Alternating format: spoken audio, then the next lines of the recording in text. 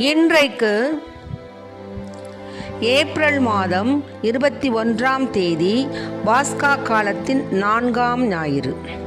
இன்று தேவன் நமக்கு தரும் ஜீவ நீரூற்றான இறை வார்த்தைகள் புனித யோவான் எழுதிய நற்செய்தி இயல் 10 இறை வார்த்தைகள் 11-18 முடிய.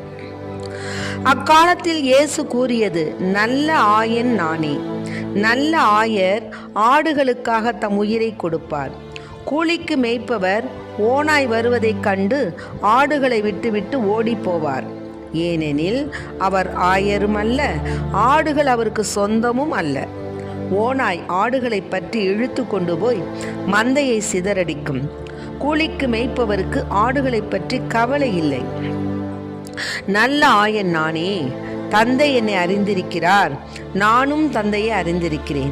அதுபோல நானும் என் ஆடுகளை அறிந்திருக்கிறேன், என் ஆடுகளும் என்னை அறிந்திருக்கின்றன. அவைகளுக்காக எனது உயிரை கொடுக்கிறேன்.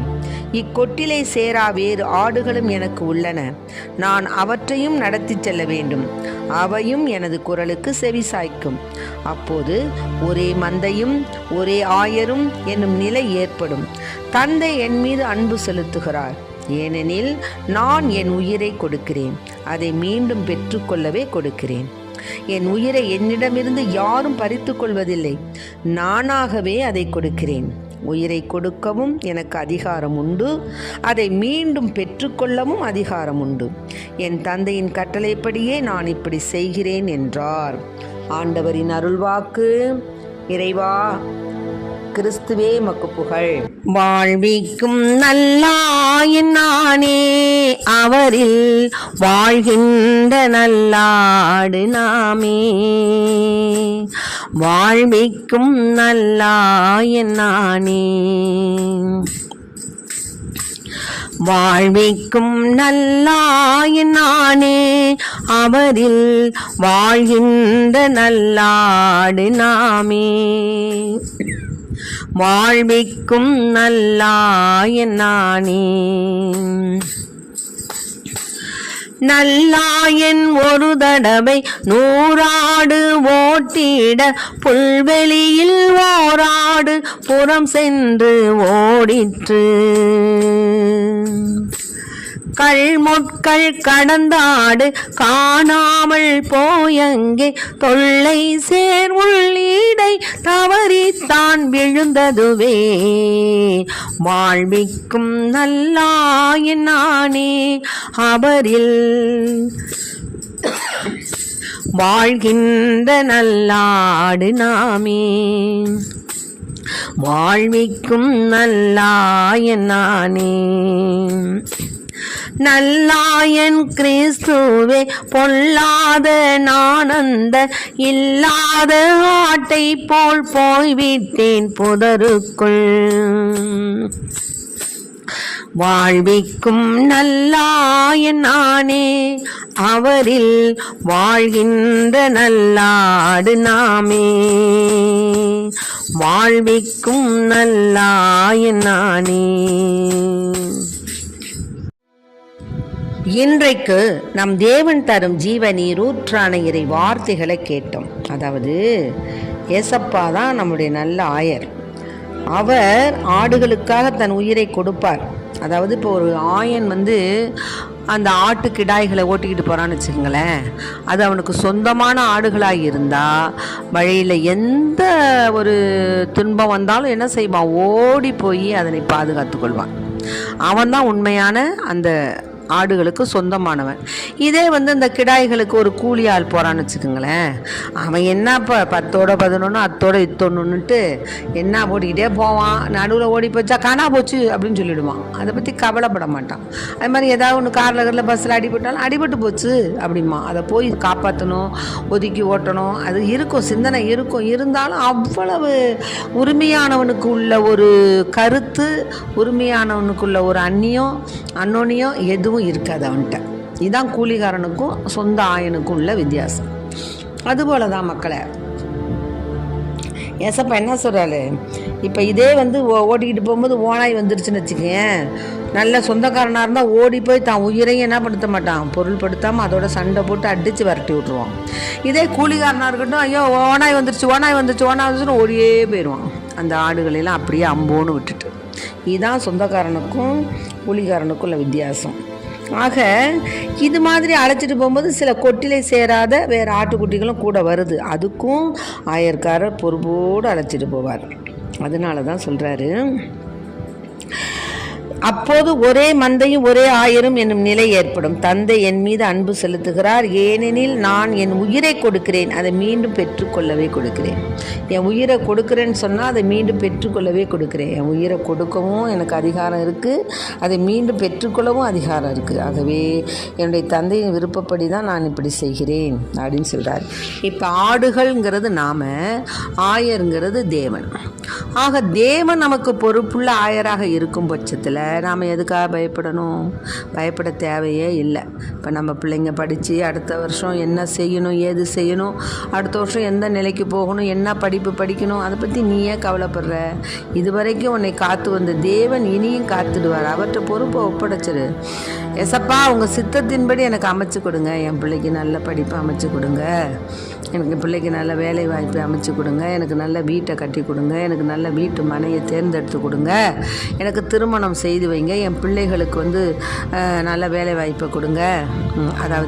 அதாவது என் பிள்ளைகளுக்கு திருமணம் நல்ல இடத்துல அமையணும், பிள்ளைகள் நல்ல அந்த பிள்ளை வரம் கொடுங்க அப்படின்னு நம்ம வந்து என்ன செய்யணும்? ஆண்டவரிடத்தில் நம்ம விண்ணப்பத்தை வச்சிட வேண்டியதான். அதை செய்து தருவது அவர் பொறுப்பு. எப்படி ஓனாய் வந்தால் அந்த ஆயன் சொந்தக்காரன் அந்த ஆடுகளை விட்டுட்டு ஓட மாட்டானோ, அதுபோல் தேவன் நமக்கு என்ன துன்பம் வந்தாலும் என்ன பண்ணுவார்? நம் கால் கல்லில் மோதாதபடி தம் தூதரை கொண்டு தாங்கிக் கொள்வார், தப்புவிப்பார். ஆமென். மேலுமாக இந்த திருத்தூதர் பணிகளில் பார்த்திங்கன்னா, பேதுரு தூய ஆவியால் ஆட்கொள்ளப்பட்டு அந்த தலைவர்கள், மூப்பர்கள், உடல்நலமற்றிருந்த அவங்களுக்கெல்லாம் நாங்கள் எப்படி நற்செயல் எப்படி நிகழ்ந்தது அப்படின்னு அதை குறித்து நாங்கள் விசாரிக்கப்படுகிறோம். ஆனால் நாசரேத் இயேசுவின் பெயரால் தான் இவர் நலமடைந்து நம்முடன் நிற்கிறார். இது எல்லாம் உங்களுக்கு தெரியும், இஸ்ரேல் மக்கள் அனைவருக்கும் தெரிந்திருக்கும். இயேசுவை நீங்கள் என்ன பண்ணீங்க? சிலுவையில் அறைந்தீங்க. ஆனால் கடவுள் இறந்த அவரை உயிருடன் எழுப்பினார். இந்த இயேசு தான் கட்டுகிறவர்களாகிய உங்களால் இகழ்ந்து தள்ளப்பட்ட கல், ஆனால் முதன்மையான மூளைக்கல்லாக விளங்குகிறார். அதான் கட்டுவோர் புறக்கணிக்கப்பட்ட கல்லே மூளைக்கல்லாயிற்று அப்படின்னு சொல்கிறாங்க இல்லையா? ஆக அதாவது அது திருப்பாடல் 118 கூறப்பட்டுள்ள வார்த்தை, கட்டுவோர் புறக்கணித்த கல்லே கட்டடத்தின் மூளைக்கல் ஆயிற்று. அதுபோல் தேவனை நீங்கள் என்ன பண்ணீங்க? இகழ்ந்து தள்ளினீங்க. ஆனால் அவர் தான் உயிருடன் அவர் தன்னுடைய உயிரை கொடுத்து மக்களை மீட்டார். உயிருடன் எழும்பவும் செய்து வெற்றி வீரராக உயிர்த்தும் எழுந்தார். ஆகவே நான் மீட்பு பெறுமாறு வானத்தின் கீழ் மனிதரிடையே இவரது பெயரன்றி வேறு எந்த பெயரும் கொடுக்கப்படவில்லை. ஆண்டவர் தான் நம்மை மீட்கிறாருன்னு தான் சொல்கிறாங்க. அதுபோல் இந்த 1 யோவானில் பார்த்திங்கன்னா 3:7 அன்புக்குரியவர்களே, நம் தந்தை நம்மிடம் எத்தனை அன்பு கொண்டுள்ளார் என்று பாருங்கள். நாம் கடவுளின் மக்கள் என அழைக்கப்படுகிறோம், கடவுளின் மக்களாகவே இருக்கிறோம். ஆனால் உலகம் அவரை அறிந்து கொள்ளாததால் தான் நம்மையும் அறிந்துக்கல. ஆகவே அன்பார்ந்தவர்களை, இப்போ நாம் கடவுள் பிள்ளையாக இருக்கிறோம். இனி எத்தன்மையராக இருப்போம் என்றும் இன்னும் வெளிப்படலை. அதனால் அவர் தோன்றும்போது நாமும் எப்படி இருக்கணும்? அவரை போல் இருப்போம், ஏனெனில் அவர் இருப்பது போல் அவரை காண்போம். ஆகவே தேவன் உன்னதர், பரிசுத்தர், எல்லாவற்றிற்கும் மேலானவர். உயிரை கொடுக்கவும் அவருக்கு அதிகாரம் உண்டு, அதை மீண்டும் பெற்றுக்கொள்ளவும் அவருக்கு அதிகாரம் உண்டு. இது எல்லாம் அவருடைய தந்தையின் கட்டளைப்படியே நான் இப்படி செய்கிறேன் என்று கூறியவர். ஓனாய் ஆடுகளை பற்றி இழுத்து கொண்டு போய் மந்தையை சிதறடிக்கும் கூலி மேய்ப்பவருக்கு ஆடுகளை பற்றி கவலை இல்லை. ஆனால் நல்ல ஆயன் நானே. தந்தை என்னை அறிந்திருக்கிறார், நானும் தந்தையை அறிந்திருக்கிறேன். அதுபோல நானும் என் ஆடுகளை அறிந்திருக்கிறேன், என் ஆடுகளும் என்னை அறிந்திருக்கின்றன.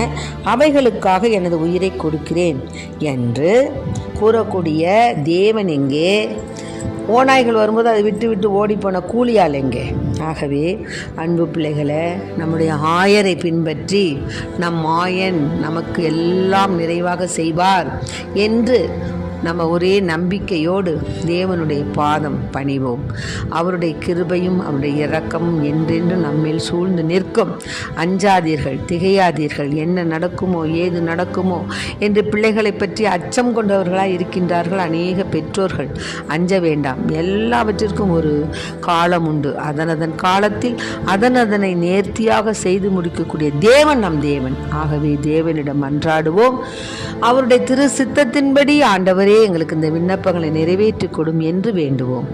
அந்த கீழ்ப்படிதல் உள்ள ஜெபமானது, நன்றியோடு கூடிய ஜெபமானது, ஆண்டவரே நீர் எங்களுக்கு எத்தனையோ நன்மைகளை செய்திருக்கிறீர், எல்லாவற்றுக்கும் நன்றி செலுத்துகிறோம்.